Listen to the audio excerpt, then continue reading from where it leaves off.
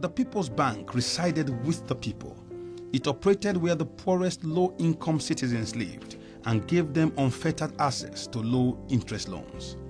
With the famed Tai Sholari as chairman, IBB had death a masterstroke. People's Bank was the epoch of community empowerment. By the benefit of hindsight, one would ask, what could have happened if IBB hadn't introduced the economic policy of structural adjustment? Redundancies would follow once the high import costs hit businesses. These short-term pains would affect consumers also in higher prices for imported goods. To limit that inflation, interest rates would remain high, curbing industrial investment and fueling unemployment.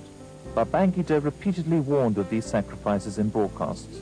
He stressed that the twin problem of underdevelopment and external dependency with which we are confronted are deep-rooted and structural.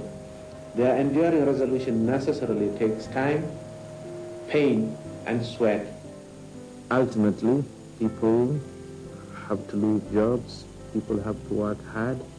A lot of unpleasant decisions have to be taken to get the economy back on track, to maintain fiscal discipline in government, and so on. And these are the things that we try to put in place in the structural adjustment program. To empower people economically, in July 1986 came the Structural Adjustment Program. Most people were to know it by its initials, SAP or SAP for short. This was an imaginative new program to launch a free market. The Structural Adjustment Program was to tell us that the time for luxuries is past. We have to face the realities of the time. You had to do away with the system of controls which we had.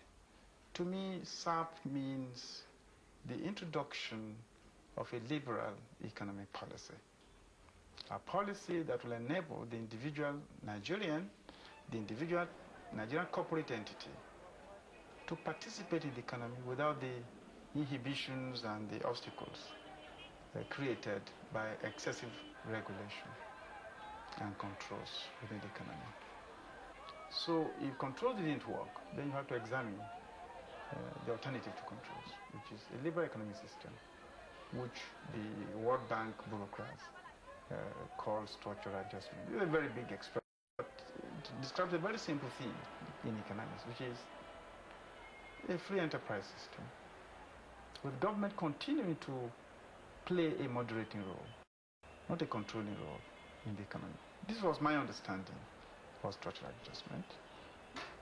And also I supported the program, and I still support its essence and direction, because it frees Nigerians from unnecessary controls. I don't understand how anybody can object to it. I mean, it's cutting your coat according to your size, very elementary economics, and actually challenging the lost creativity of this country. I mean, I know many, many productive areas where people who formerly didn't even think they had it in them, you know, in which they have, you know, really thriven. I mean, I've seen it. I know lots and lots of examples. So the philosophy itself is not wrong, and I think it's a bold one.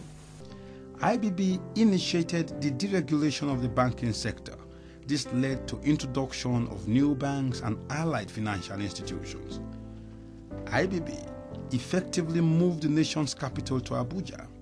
He has set in motion the transformation of the once desolate landscape into a modern city. In 1991, IBB also completed and commissioned the third mainland bridge, the longest bridge across water in tropical Africa. IBB also deregulated the airline industry. Today we have one of the most extensive air travel profiles outside the Western Hemisphere.